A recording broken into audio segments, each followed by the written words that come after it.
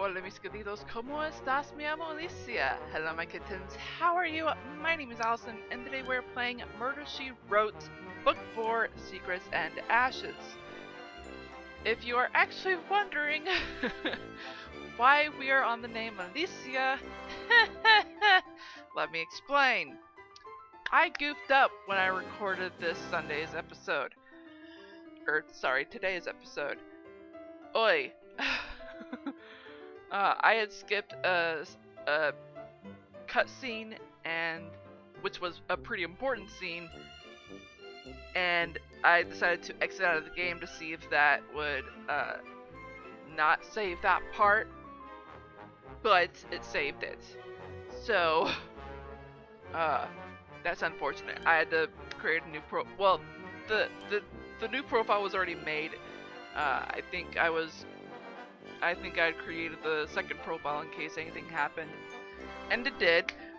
I just didn't catch it up enough to do it, and I didn't catch the profile up in time so that I could record it right after the mishap. It took a while. And if you're wondering what I meant by that, and because I said book 4, let me actually explain from the beginning. Murder She Wrote is actually based off a TV show of the same name. A lot like Nancy Drew. Except Nancy Drew is actually based off a book series. Murder She Wrote is actually about a mystery author and amateur detective. She's also a widow, formerly McGill. She took up her maiden name. Her full name is Jessica Fletcher. She's also a retired English teacher. She became a successful mystery author, in my opinion, murder mystery, considering the name of the show. Despite fame and fortune, Jessica remains a resident of Cabot Cove, a small coastal community in Maine, and maintains her links with all of her old friends, never letting her success go to her head. I love that not all celebrities do that, never letting the success go to their heads. It makes them human and lets us know that we need to treat them human. I love it. It's such a great perspective. I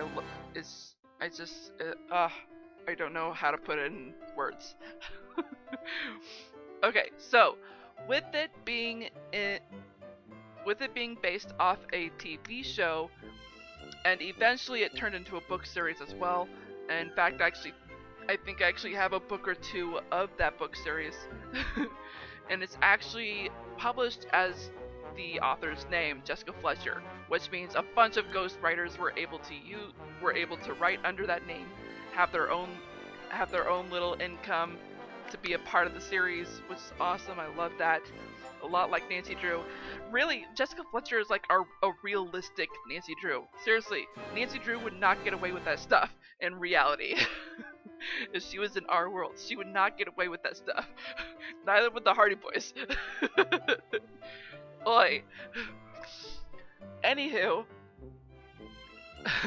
with the company that made this game is Legacy Interactive, and the company that helped them publish it is Focus Multimedia. Thank you two, for putting this game out.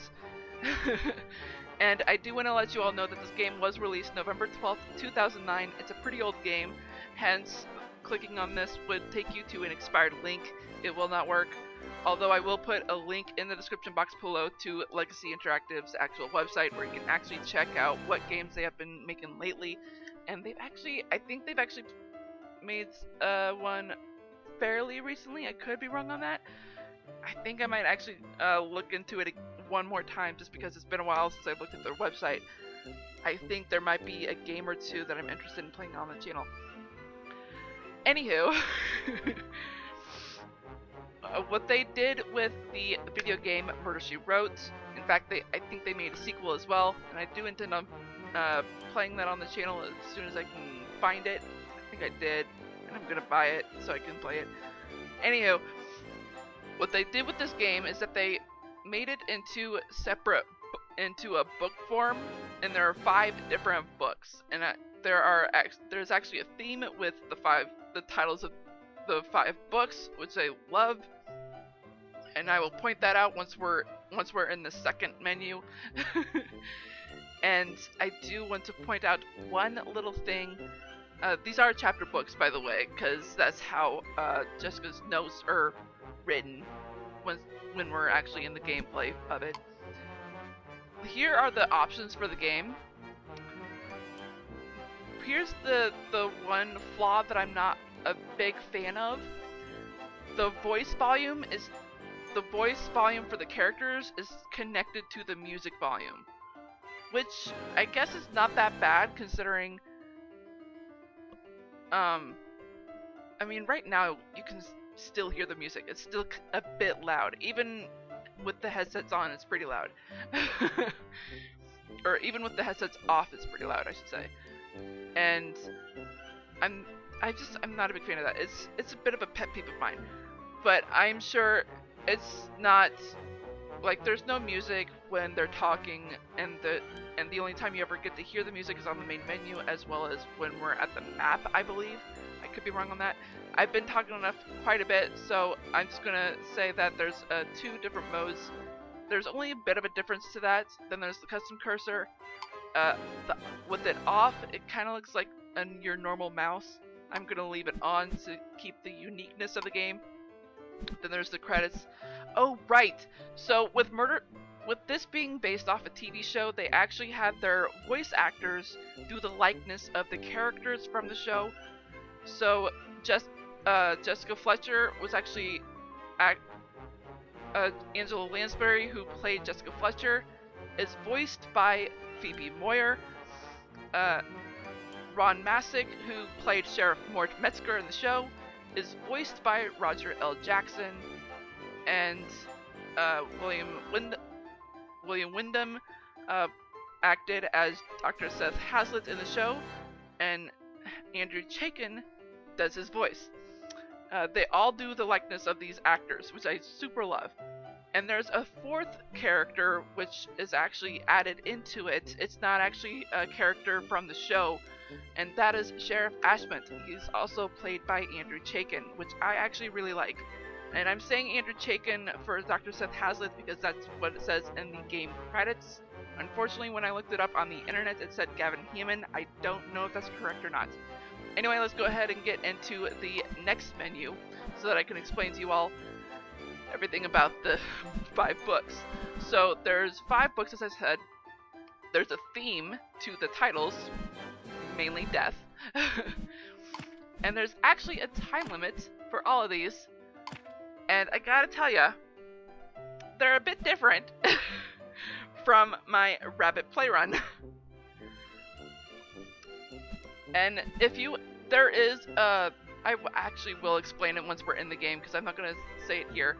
But the difference between timed and relaxed, timed is basically giving you a time limit when you're in the hidden objects form of the gaming, which I think the time is like 60 minutes.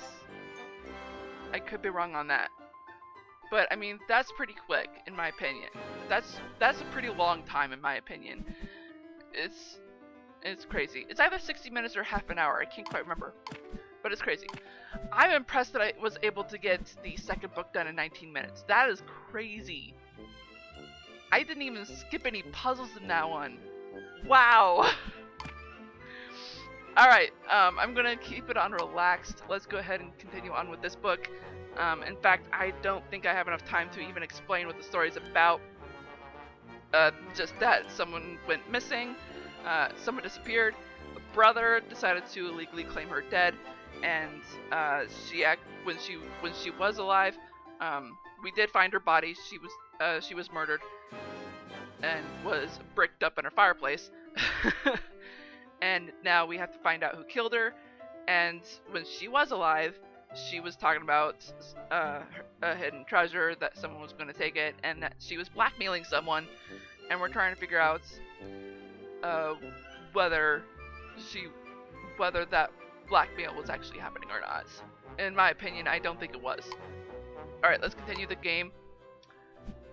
And I'm actually going to read the notes. I believe we were with chapter 14 if I'm correct. Yeah. So I'm going to read those notes real quick just to catch you all up. Chapter 14, Vern's Hardware. Vern informed me that both William and Chris made him offers to buy Susan's home after she was declared legally dead. He emphasized how valuable the property itself is, as well as the building materials inside the home. I feel the need to check on the house to be sure it hasn't been disturbed. Chapter 15, Susan Gander's house. I'm glad I visited Susan's home once again because there was evidence that someone had been plundering more of the fixtures. I noticed several footprints and tool imprints on the floor. I have a suspicion I know who is behind this. Yeah, the antique dealer. And it was him. Chapter 16, Coveside Antiques. Chris confessed to stealing items from Susan's home to sell in his antique shop. Please, guys, don't call it antique shop. Some antique dealers consider that an insult. In fact, they probably would consider it an insult if you called themselves junk collector, treasure hunters. Yikes! Please don't do that. In fact, I think just the proper term for them is antique dealer, or if not that, antiquarian. I super love that. That's such a cool word. In fact, I think if they don't like their shopping called antique shop or antique store, they would probably prefer antique gallery. Please, please, please be respectful. But he had evidence that he didn't steal the candlestick he sold to William Forrest. He had located the bill of sale that indicated he purchased the pair from Morris Niederhammer approximately 1 year ago. Why did Morris have them? In fact, why did Morris sell them? Freaking points the direction to him of not just the blackmail notes, but the murder as well. He pretty much confessed to it. We found the matching candlestick and will run tests on both to see if one of them is the murder weapon. In fact, I actually saw the beginning of this book once more, and I understand now of why he objected of the house being purchased by the library, by the city, to destroy it. They would have found the body. Chapter 17, Vern's Hardware. Big breakthrough today. There were traces of Susan's blood on the candlestick we found in Chris's shop, and we found an ultra gold cigarette butt in it as well. That means we have likely found the murder weapon, and we have probably found her killer as well. Yeah, everything's pointing to Morris. Morris, excuse me a moment. Yes, Jessica? We got a hunch that someone may have hidden Susan's collection of crystal nearby. What? I don't see how that would be possible. You're welcome to have a look, though. Whoops. I meant to mute my mic, but I hit escape. Okay. This is actually what I really like. One of the things I actually really like about the game. The show is actually a pretty old one. There's 12 seasons of it, and with with Jessica Fletcher being an old-fashioned author, she actually prefers writing her manuscripts on a typewriter than a computer. And of course, the show was during the era of computers coming into style, coming into being the main method of not just writing, but internet and all that jazz. It was coming on. It was slowly being introduced into the show.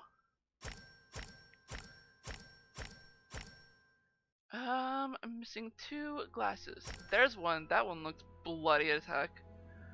And we're missing 1 more glass. There it is.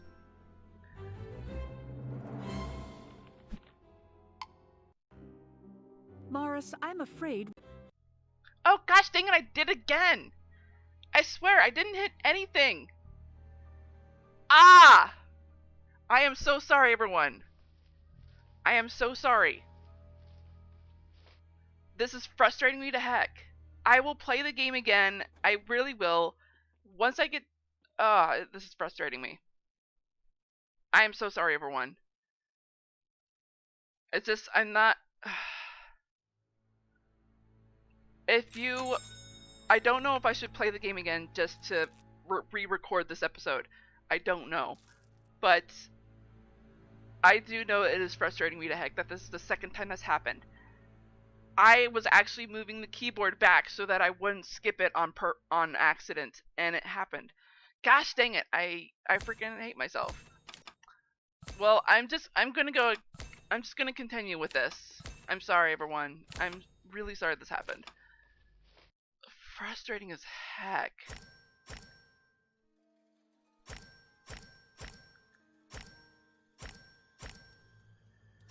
But please comment down below if you want me to actually play through the whole game again, and actually record that particular scene that I kept skipping. Oh my gosh, it pisses me off that I missed it, that I skipped it. You just need to move around the bricks enough to pull out that box. Okay.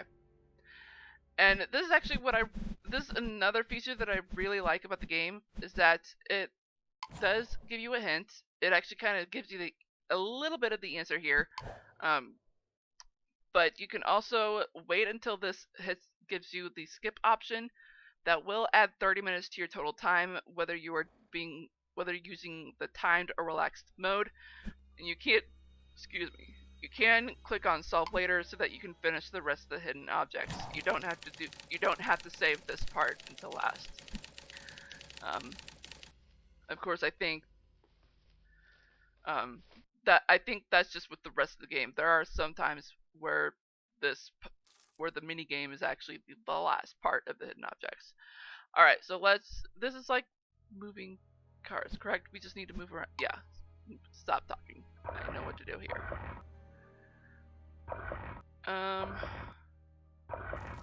I know what to do. I just need to actually...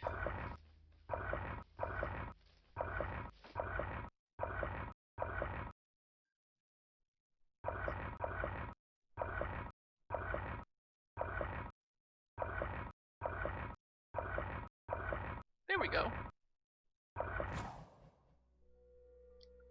Oh my gosh, it was money. Susan's treasure.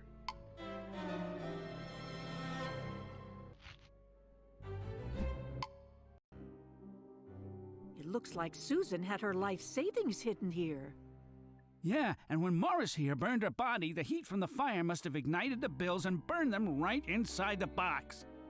My greed made me do this to Susan because I wanted this treasure. But in doing so, I destroyed it instead. It sounds like poetic justice, doesn't it? Pretty much. Oh, this was the final video. Okay. Yeah, serious. Oh, my completion time 24 minutes. All right, yeah.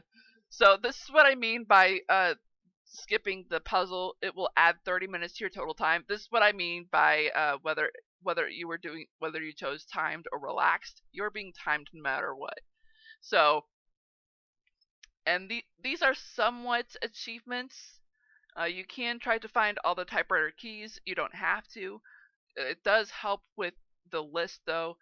Typewriter ribbons, those are basically the ribbons that help you with extra hints. You don't have to find all of them. Like I said, these are just optional achievements. And hints used, that just tells you how many hints you've used.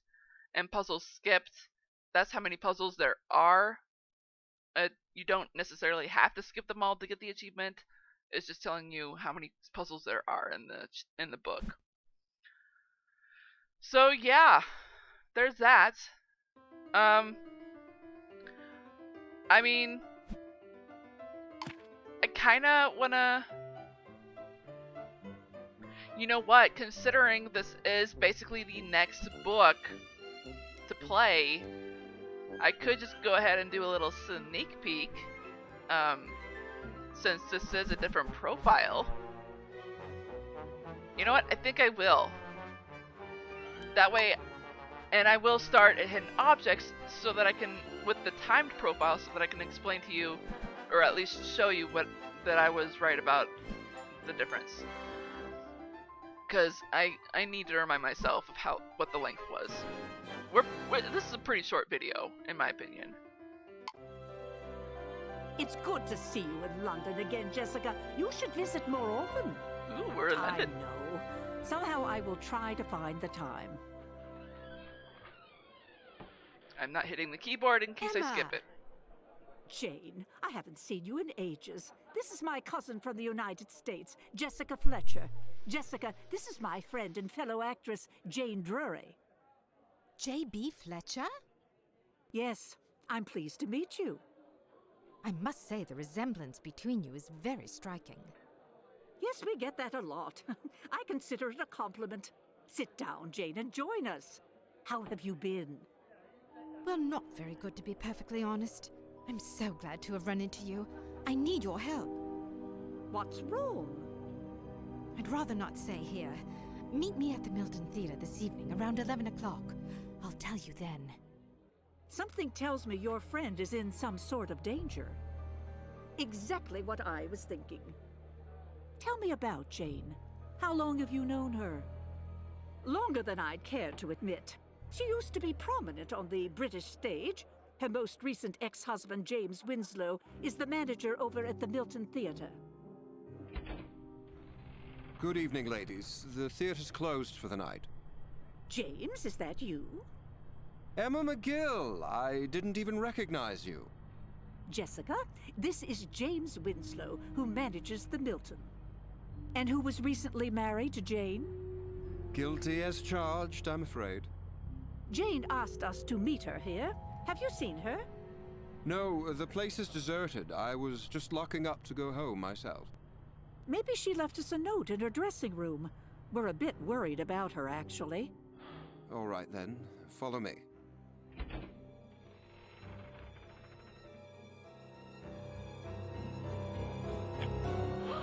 Jane!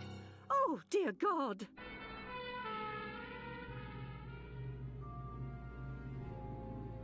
Ladies, my name is... why, Jessica Fletcher. As I live and breathe. Hello, Inspector Crimmins. It's good to see you again. Though I wish it were under better circumstances. You remember my cousin, Emma McGill? How could I forget? It was a case I'll not soon forget. Nor shall I. So you were the ones who found Miss Drury's body? Yes, Miss Drury had asked us to meet her at the theater at 11. Did she say why? No, but she seemed frightened of something. Or someone. Well, let's have a look about, shall we?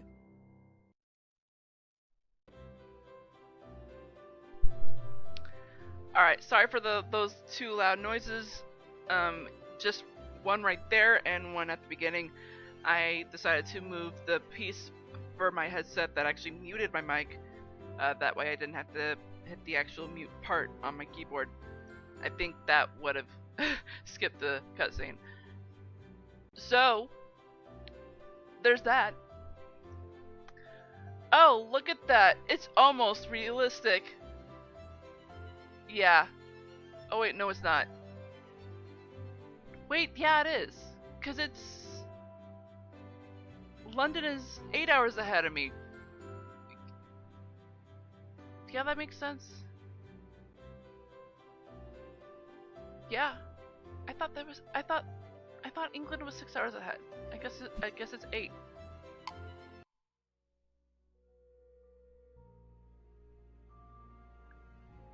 Okay, so yeah, we are timed by 20 minutes. Gotcha. Whoops. So, let's go ahead and save and exit. That is actually it. And I realized that that hanging bit at the end, the hanging woman, Emma, I might actually have to go behind the scenes on YouTube instead of here on my computer, since I don't have the basic editing software on here yet. I will have to do some black screen maneuver trickery because I think that might not approve for YouTube. Despite the fact that I'm not monetizing on my channel, I just don't want any ads going on for you. Although I think there are already ads, considering I do say that this isn't appropriate for children. Clearly, my gosh.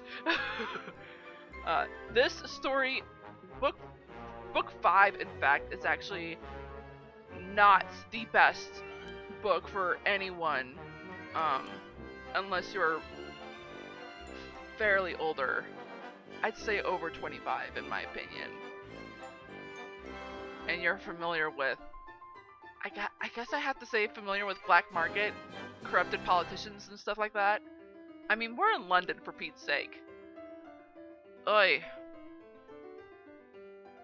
But yeah, I misinterpreted my information. McGill is her maiden name. Fletcher is her married name. That makes sense. That makes sense. Alright, well, I believe that is going to be it, everyone. Oh my gosh. Such craziness. And I will go ahead and switch profiles. I will actually create a new one, just to let myself know that I might end up having to record that scene that I accidentally skipped. Good grief.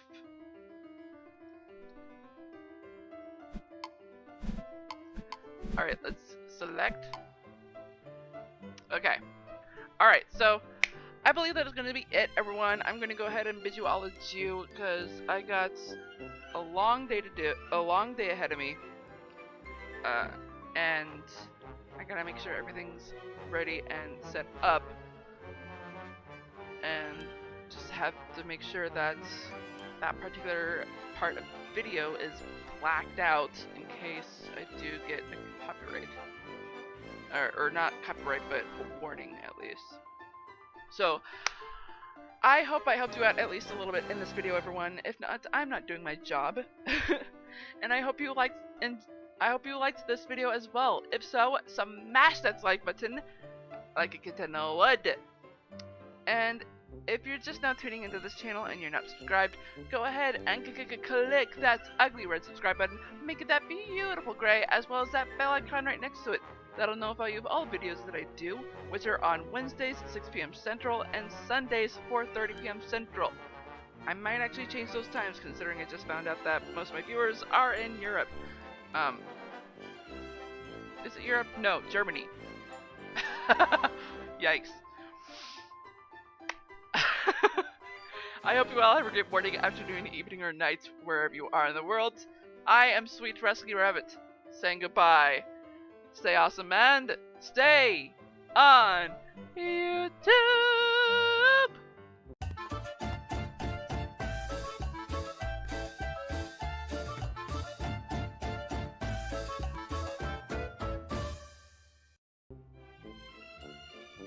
Pew-doo, pew-pew. Biddle-doo.